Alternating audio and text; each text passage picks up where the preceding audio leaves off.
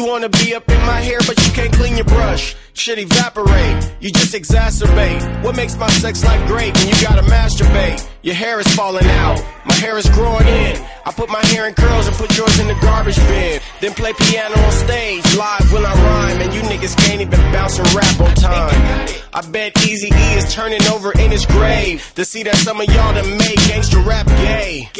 I got a brand new HK, and I sniper practice each and every day. Oh.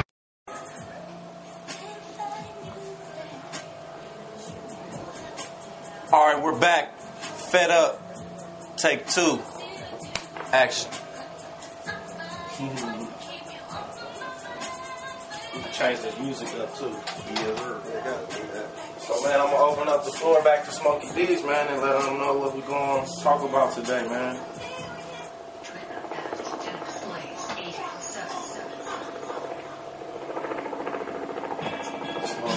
Whenever you're ready, man.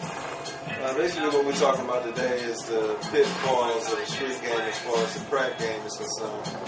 How a lot of black men stopped taking pride in themselves and started taking pride in street status as far as having the most money, when back in the day it was about how good you were with your hands, because once everybody started dealing crack, they felt like they had something to protect. So they all had guns. So it was no more street fighting, and that's why you see in the boxing game today, all we got is Floyd Mayweather and a 46-year-old Bernard Hopkins, because young dudes ain't spending no time in the gym. It's about more so about material gatherings than the building of your character. And you know what else I think it took away from is the unity that we had in the community. And so once you don't have those different resources within your own community, then it makes it scarce. And it seems like nowadays people are either trying to get into entertainment or they're trying to be an athlete. And you know, that's been an old thing in the black community anyway. You know what I mean? Either you got a wicked jump shot or you slang a crack rock, you know what I mean? So we got to get past that, but to get past that, we got to have resources within the community that's giving back to the community. Like, people seem to get successful, and it's just like white flight is black flight with money, you know what I mean? And you see it all the time.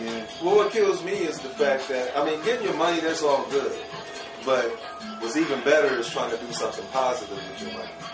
Like these guys promoting in their songs, Making It Rain.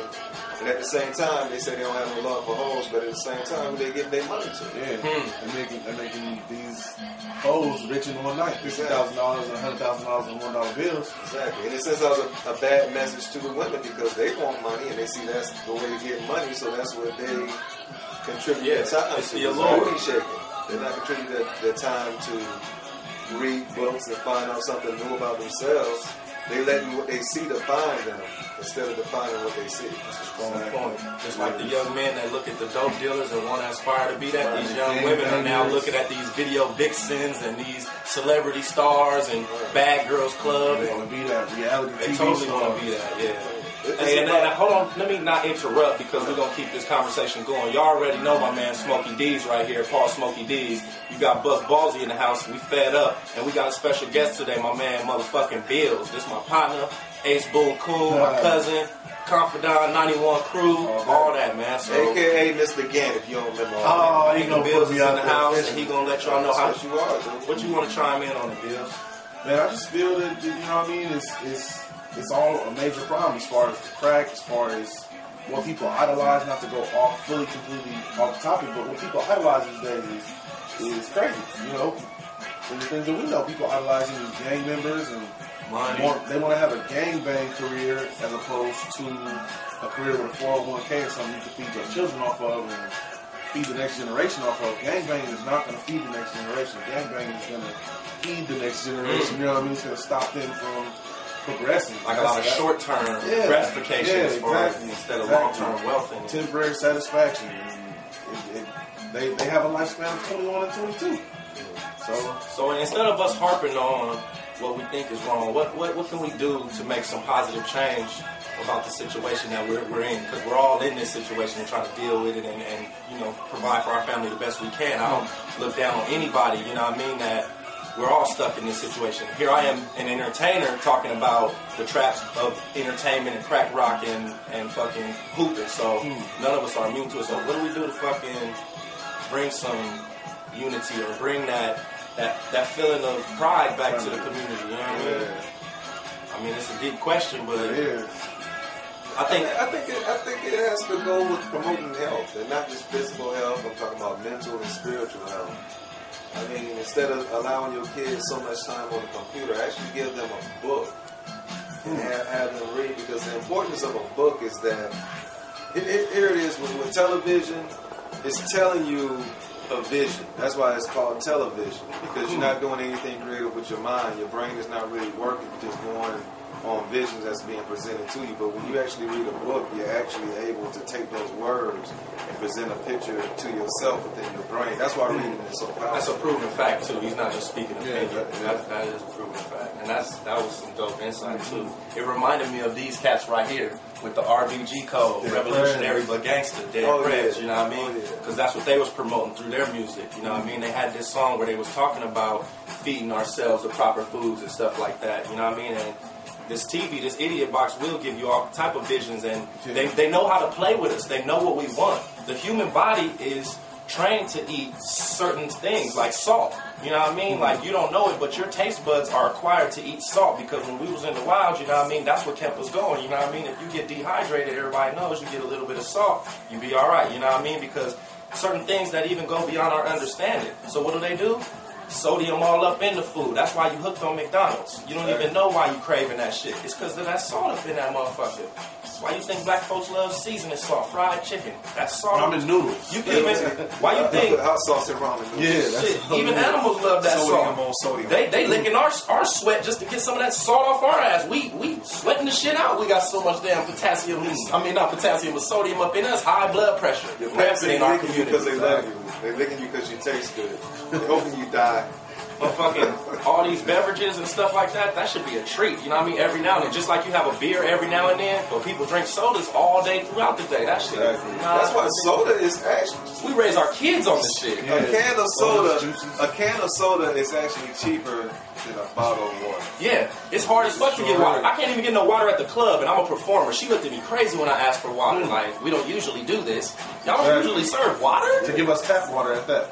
As an entertainer, so y'all would rather me go up there dehydrated off some beer, you know what I mean? Hopped out the game.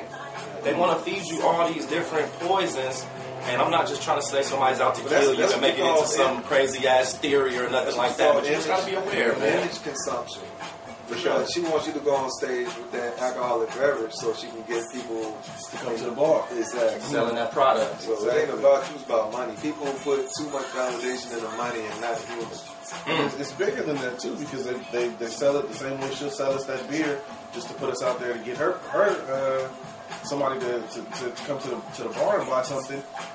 These companies give us all of this stuff, so because they're in collusion with these medicine companies that we need the medicine once we have diabetes and high blood pressure and things of this nature, and that's where they make their profit. It's all their brand marketing scheme. Yeah. And for all you MCs out there that's putting your shit on wax, getting money, I'm happy for you. But do something positive with your money, and also do something positive with your time. When instead of bragging about what kind of cars you buy and what kind of houses you got, brag on being a good father. I mean, I hear Lil Wayne talk about how you got phantoms and all that. I don't hear about him bragging about being a father. And that concerns me, because I'm a father myself. And got babies popping up everywhere. Right. Yeah.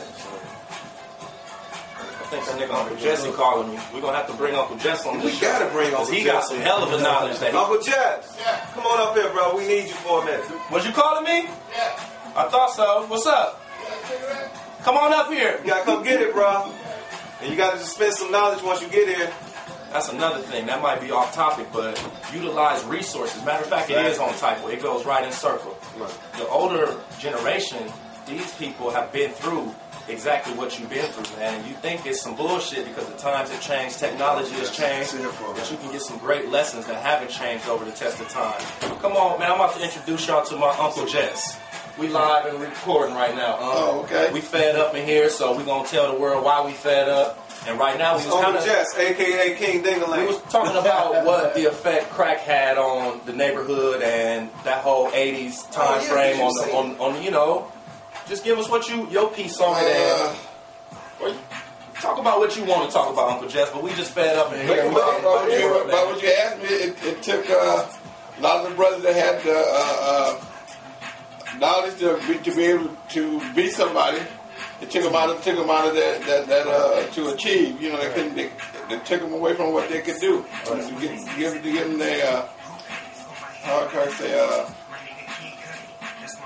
Loss of ambition. Yeah, loss of ambition. Exactly. Right. So what I was saying, because you actually saw this.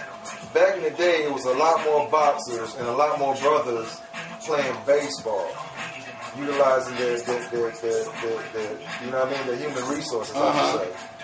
And once crack came out, it wasn't about what you was about, it was about what you got. Yeah. And like you said, you lost all your ambitions. I mean, it's just all about the pipe, the crack pipe. You know, it's all it was about. You know, they didn't think about bettering themselves or nothing like that. They didn't think about just getting high. As high as they possibly can. Yeah. And on the other hand, the crack dealers was getting high off the money. Yeah. You know what I mean? So nobody gave a damn. The crack dealers didn't give a damn about nothing but their money, and the crack users didn't give a damn about nothing but getting high. So the dudes that was dealing crack weren't being good fathers and good influences, and neither were the crackheads out there. There you go. So it suffered all the way around. And the people in the middle just got their VCR stolen. Exactly. That gap. Go down the neighborhood, everything. Yeah. I think the boxer that most babies having babies. To me, the boxer that most influenced me, or not influenced, but enlightened me as far as that situation with the crack thing was Rocky Lockridge. When I watched his intervention, and he beat Rockhead.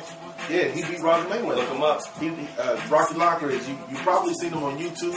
Best cry ever, making fun of him. But that was him. The brother's story is inspiring. Yeah, he knocked out Roger Mayweather in the second round for the title. And after that, once he was at the top, crack hit him. Shot all the way down to the bottom. He lost his son behind it, lost his family behind it. So to me, he's a prime example. And after seeing his intervention and seeing him do better and things of that nature, he's got his entire community trying to box. All the young cats, preteens and teenagers boxing. So making a difference. He flipped his story and making a difference for his community. So don't just discard the next man's story as that couldn't happen to me. Learn from that. Exactly. And pass on something better for the next people to follow. You know what I mean? By your actions and shit like better someone else by bettering yourself. all day. Yes, sir. So basically, with all that said, please have get good influences in your life.